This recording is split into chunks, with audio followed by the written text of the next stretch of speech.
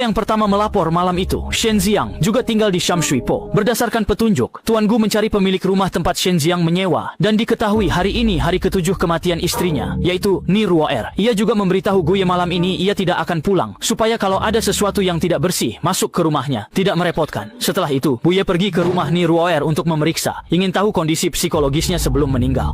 Memahami kondisi psikologisnya sebelum meninggal, sehingga Tuan Gu bisa menentukan apakah dia budi atau tidak. Namun, rumah Ni Ruo'er sudah berantakan, tidak ditemukan petunjuk apapun. Tapi mereka menemukan satu ruangan dengan dinding penuh berita tentang orang yang lompat dari gedung di Tuen Mun. Mungkin ini rencana licik Shen Ziang, agar kita mengira Ni Ruo'er memang bunuh.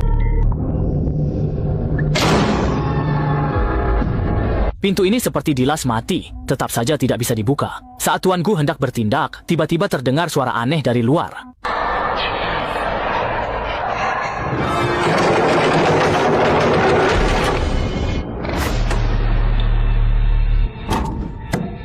Tapi saat dikejar keluar, ternyata tidak ada apa-apa. Karena tidak ada petunjuk di rumah Ni Ruo'er, mereka menyerah sementara. Berdasarkan info dari informan, mereka menemukan Shen Ziang membakar kertas di pinggir jalan, dan dia langsung tahu polisi mencarinya.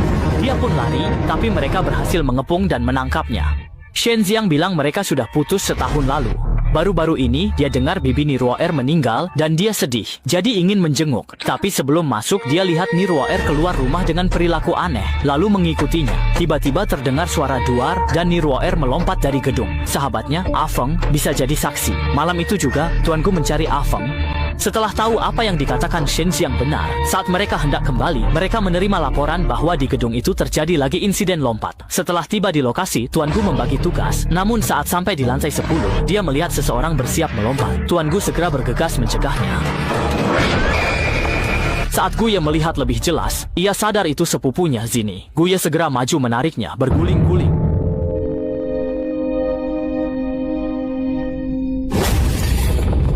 Pada saat ini, Guye akhirnya mengerti. Semua sosok yang dilihatnya sebelumnya adalah Zinike. Mengapa dia mengikutinya? Masih terguncang, Guye kembali ke mobilnya. Apakah Zinike mengalami masalah? Rekan setimnya, melihat ekspresinya yang seperti hantu, bertanya-tanya apakah hantu itu sengaja membiarkannya bertemu untuk meminta bantuan. Keesokan harinya, Guye tiba-tiba menemukan sebuah artikel berita di situs web tentang sepupunya dari 10 tahun yang lalu. Ia mencari mantan pacar Zini Ahbang, dan dari Ahbang ia tahu dulu ada siswa yang mengirim surat cinta ke Zini. Tapi surat itu justru dilihat Zini. Awalnya Zini menasihatinya, tapi Xiaoman tidak mau mendengarkan. Akhirnya Zini menyerangnya secara verbal di kelas. Tidak tahan perlakuan itu, Xiaoman memilih melompat dari gedung. Padahal Zini tidak tahu Xiaoman punya gangguan emosi. Setelah kejadian itu, lama sekali Zini merasa bersalah. Jadi ia berencana cuti dan pergi menenangkan diri.